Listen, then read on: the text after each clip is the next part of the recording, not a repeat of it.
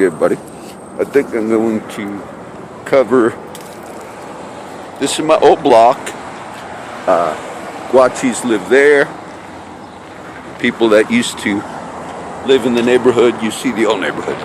This is 91st Street. If you look down that way, steep hill I grew up on, you have Giants Stadium down that way. I might do a little bit longer video today because I was going to do George Washington Bridge or New York City. I'm going to do it, but I won't today. So maybe I'll do a little more teaching. I called my friend Rick. Rick's a good friend that I met up here over the last 6 years coming back. Rick is the one friend from North Bergen that calls. Every so often it calls me in Texas. And I don't listen to my messages, but whenever I do, like I had a missed call from New Jersey a few weeks ago, and then it was Rick. So I listened to the message that day. And the messages are always, Johnny, why don't you ever answer your phone? Look, I got friends that get mad, and so I'm glad that I called Rick. I told him I'm in town. Just now I talked to him. I'm going to see him later, hopefully. This is how I used to walk to school. I'll probably walk it right now. So I told him, yes, I'm in town. I kid around with him. He says, I got to do some work right now, but at 4 o'clock I'll be free and we'll run into each other up at Burger King. I said, well, don't you have to film today? He said, what? I said, you got to film for the Ricky Ricardo show. He laughs. He says, no, they're not paying me enough. I'm going to cancel the series. Rick's last name is not Ricardo, but it's kind of a joke because, sometimes as a joke, they refer to Rick as Ricky Ricardo. And one time cops came in, they had a complaint. Somebody complained about Rick. I remember that, like somebody said something to him and, Rick was like, don't be disrespecting me that way, which is true. So the other guy, I guess, was upset. So he called the cops. So Rick told me it was funny because he said when the cops came looking for him, I think at White Castle, about that complaint, which was nothing illegal. They were looking for Ricky Ricardo.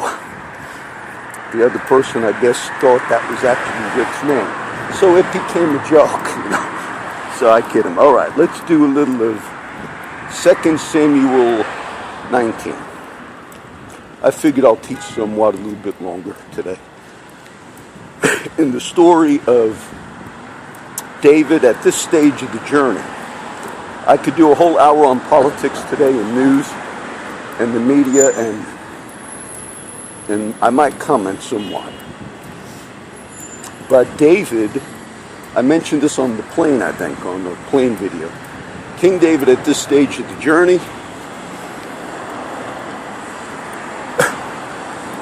takes back the capital city of Jerusalem, which was the capital of Israel, which David established as Israel's second king.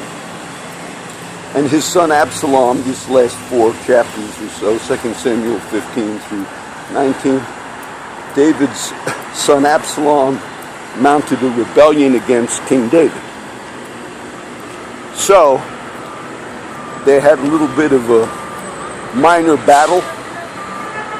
David took back the city, and his son Absalom was killed in the battle. Now David gave specific instructions to his men, particularly Joab. Joab is a key leader in David's kingdom. But Joab also had a mind of his own, and I've covered how he was very frank with King David, sometimes to the point of rudeness, but Joab also had given David good advice throughout the history of him working with the king. Well, in chapter 19, Absalom has been killed the son of David, who mounted the rebellion. And he was killed because of Joab. Joab actually killed Absalom. And all the men in that fight, that battle, knew not to kill Absalom because the king gave specific directions. Don't kill my son. He's wrong, he's rebelling, but I don't want him dead. Joab said no, and he did it on his own. Now, we don't read that David got word that Joab was the one, but I'm sure David knew. You asked what happened, well, I told you not to kill my son, and they probably said, look, Joab said no. We're taking him out, he's a threat to the kingdom. He already mounted a rebellion.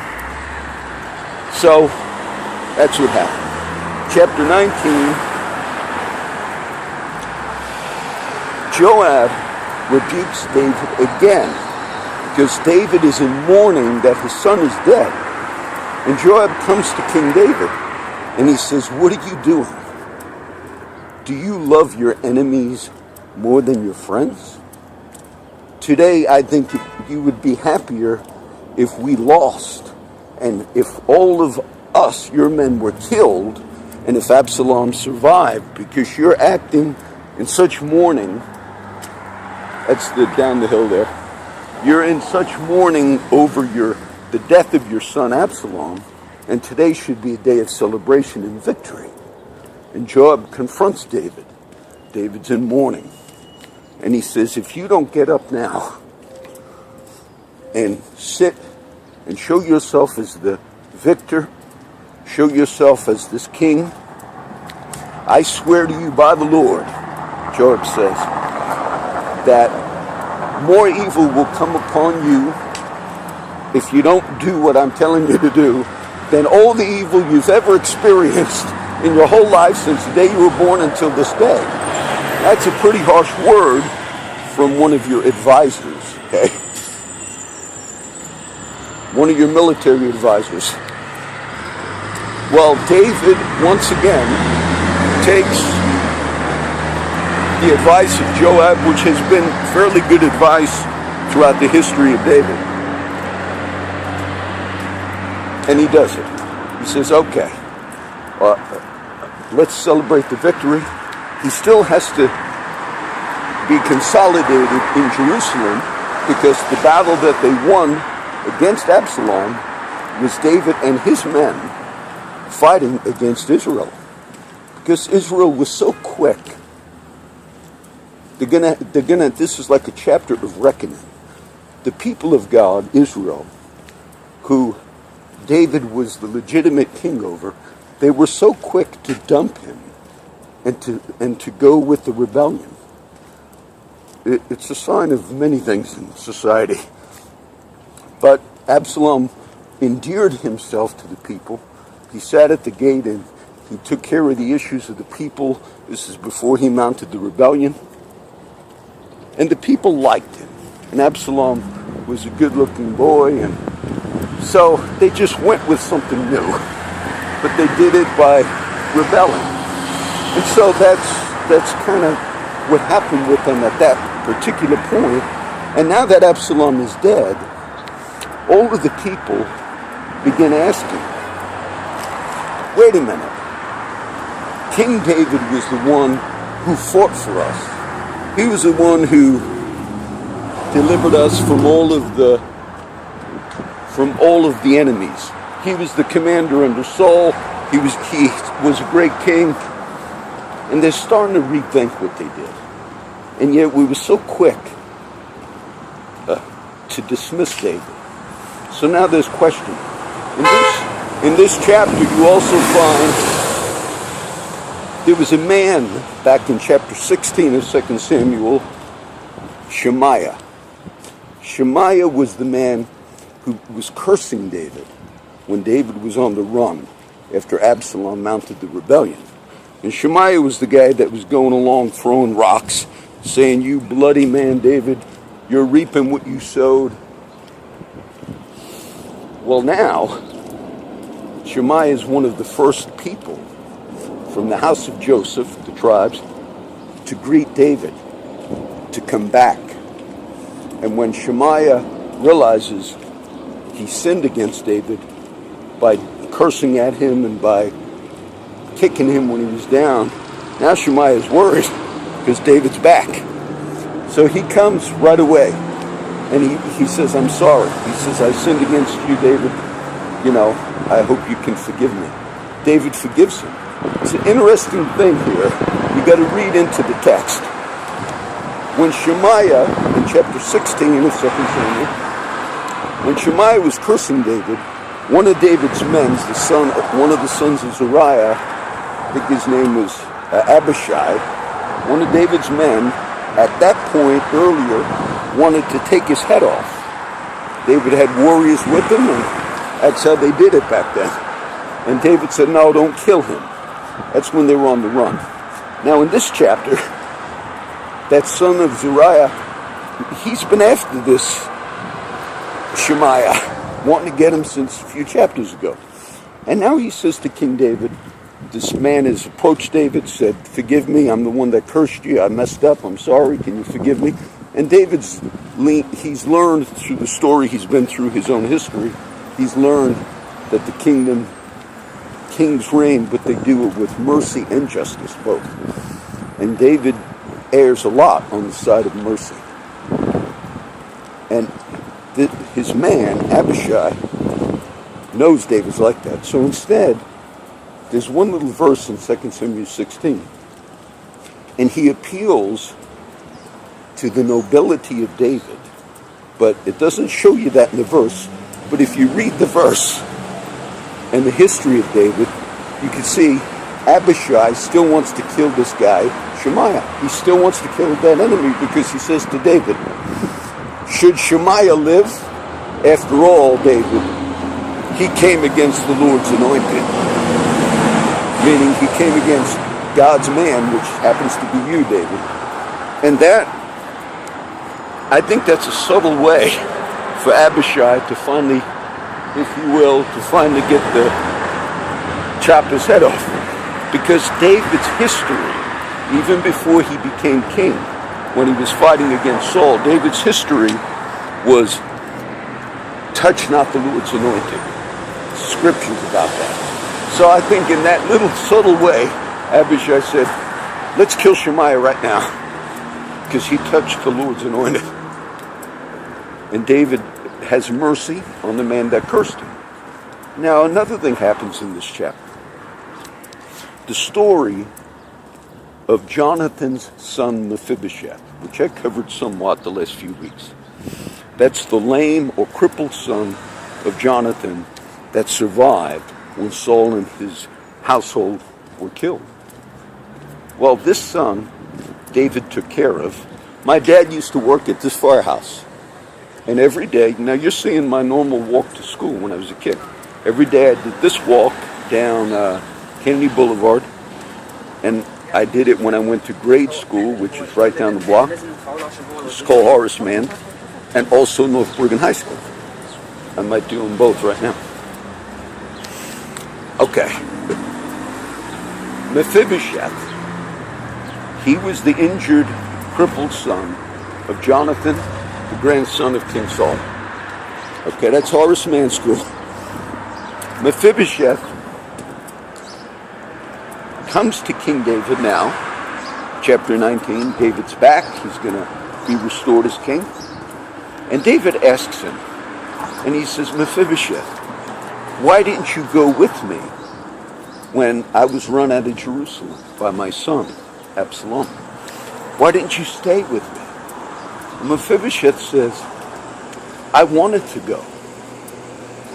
But Ziba, the man who you put in charge of the whole household at the time, I taught this before, he slandered me before you, David, and Ziba lied. And because I'm lame, crippled, I wanted to saddle up on the mules and go, but he left me behind.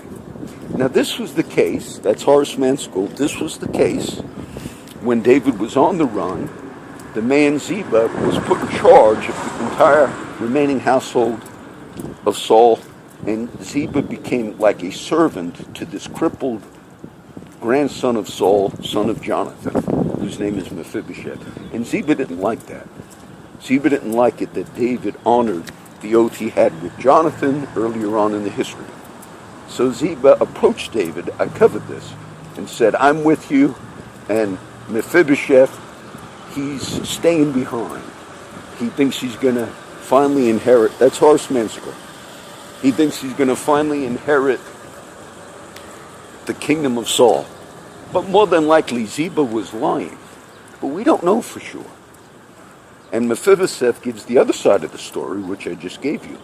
Now, I don't know if David, most times when we read that, we think, yeah, Ziba did lie. But one thing you got to keep note of, Ziba did take a risk when he did leave Mephibosheth behind and follow David, because the odds were that David maybe would not make it back.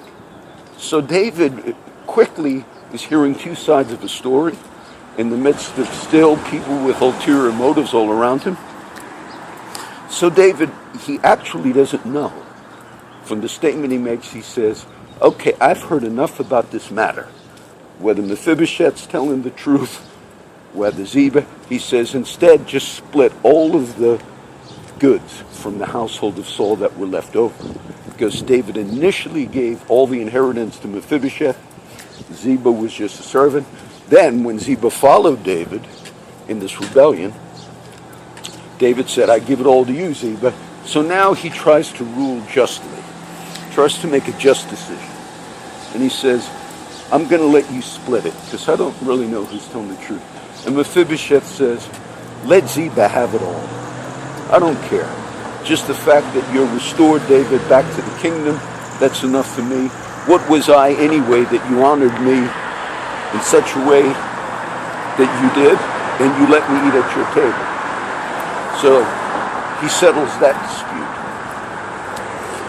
Now, David still has to make it back to the city of Jerusalem. This is all in process. He's going to be restored. And then there's talk in all of the nation of Israel about, geez, look, we were kind of bad. Let's let David come back. But then David appeals. There, in the nation of Israel, you have 12 tribes, those of you that are Bible students. And David's tribe is the tribe of Judah. Okay? So David makes a decision as he starts getting restored in the midst of all this that's going on. And he tells the elders or leaders of Judah, you're my own flesh and blood. Why don't you just return me first? You should be the first. It was the leaders of Judah, the elders of Judah, that's Our Lady of Fatima Church. They were the ones that were kind of like the last to want to, when you do wrong to your own brothers. This is much of like a type of Christ in the New Testament. It was the leadership of the Jewish community, which we refer to as the Pharisees and Sadducees elders. They were the ones that were last to come in. And Jesus says that in his teachings. He says all the harlots and all the criminals, they enter the kingdom before you. He says, but they're repenting. They're believing in my authority. This is Jesus, who is referred to as the Lion of the tribe of Judah. He says, but you leaders, the ones that should have known, you're teachers of the law. You're the last ones because of the pride and arrogance of your hearts. So David, Our Lady of Fatima Church, which I'll go to Sunday, David tells the leaders of Judah, bring me back. And they decide, yes, we're going to bring you back. It's kind of interesting. If I remember, I'll close the chapter with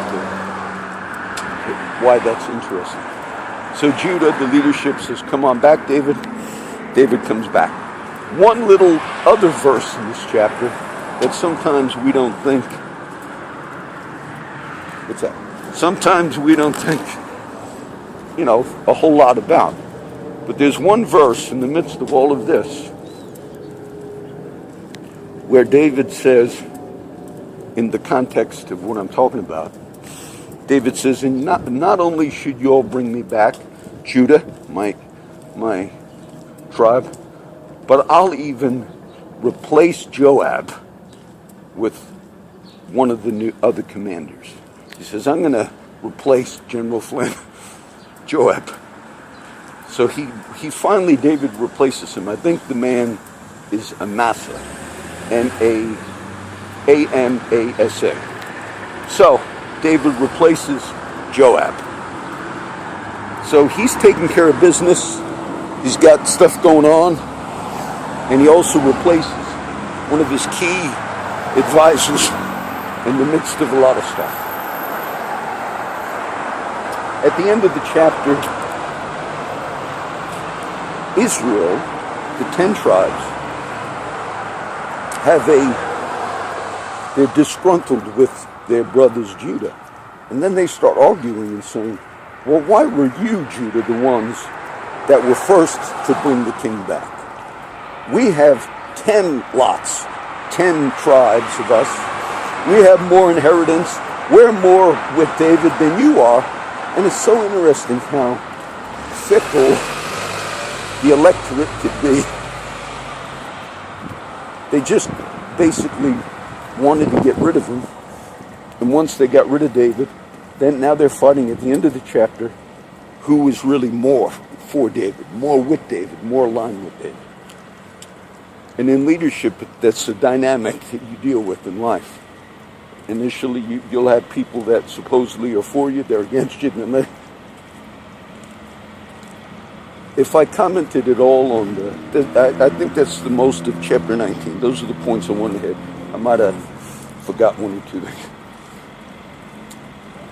Right now, I'm a big news watcher, news person.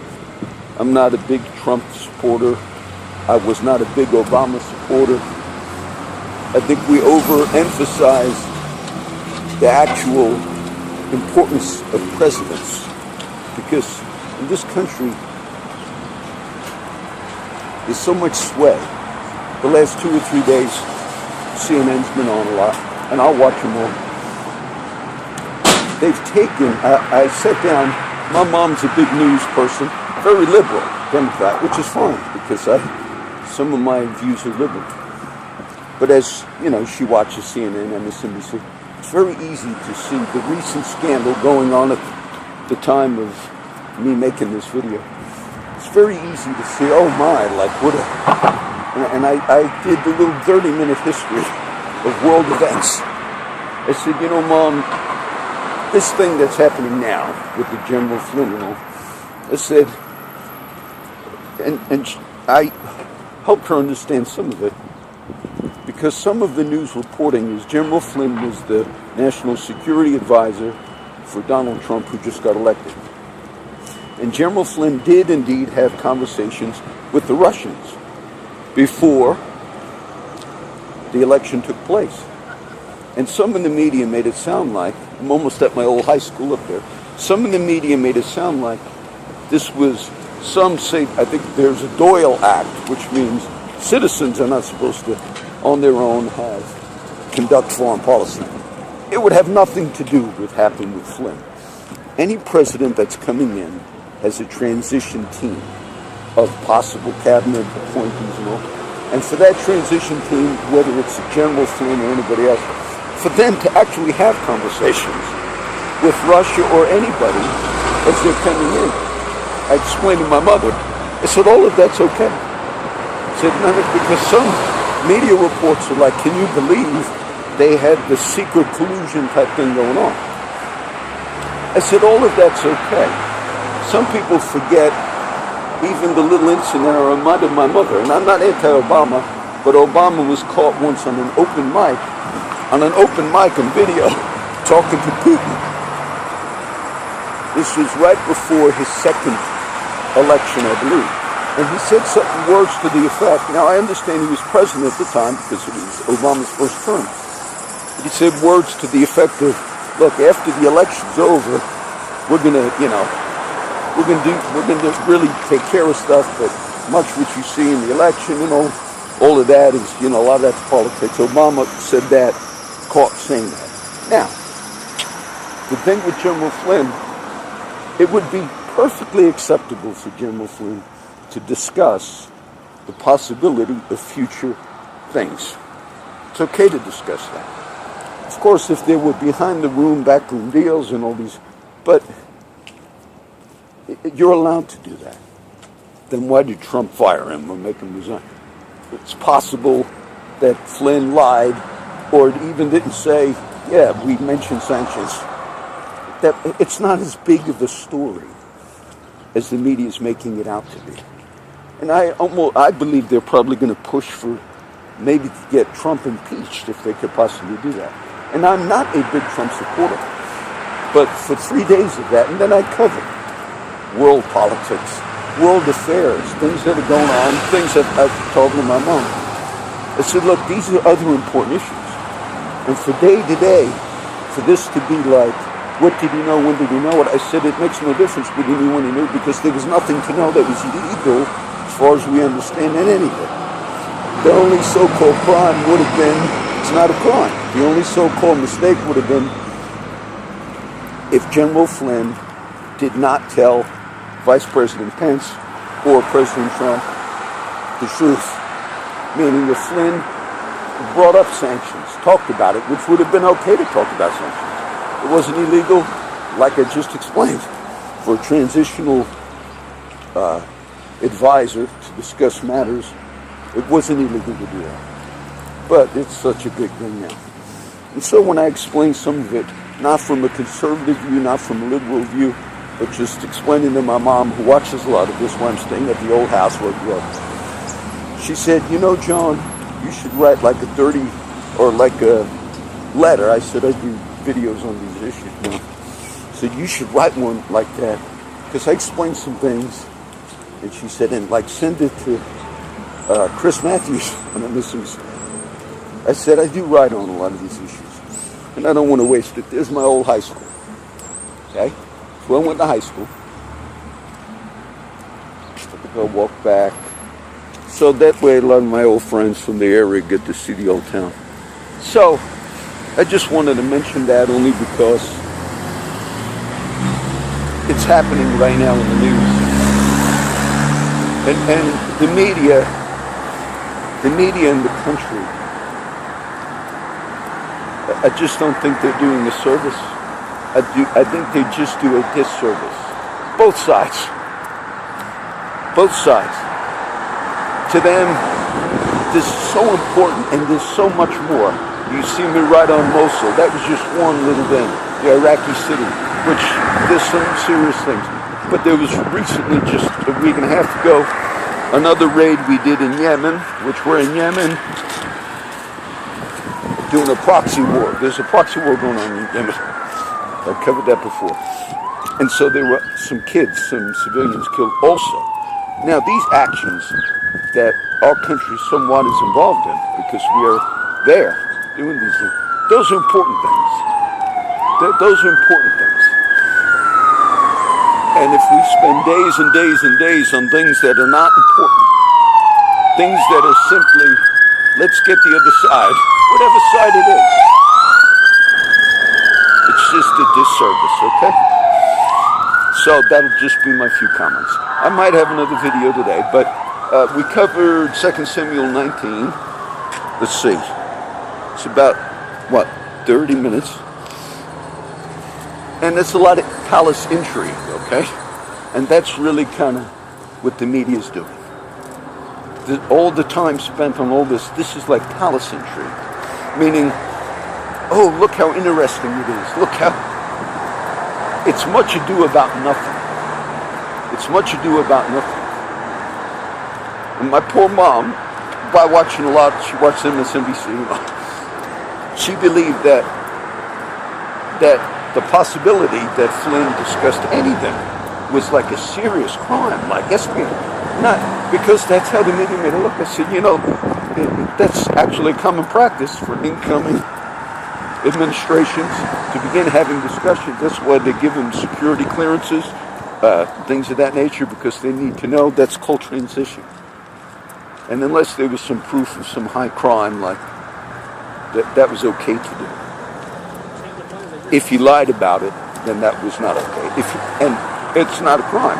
If he lied to Pence or to Trump and said, I never discussed sanctions with any leaders of Russia, that would have just been a lie. It wouldn't have been a crime. Okay? we'll end this one. I want you to see the nice. That was my normal walk.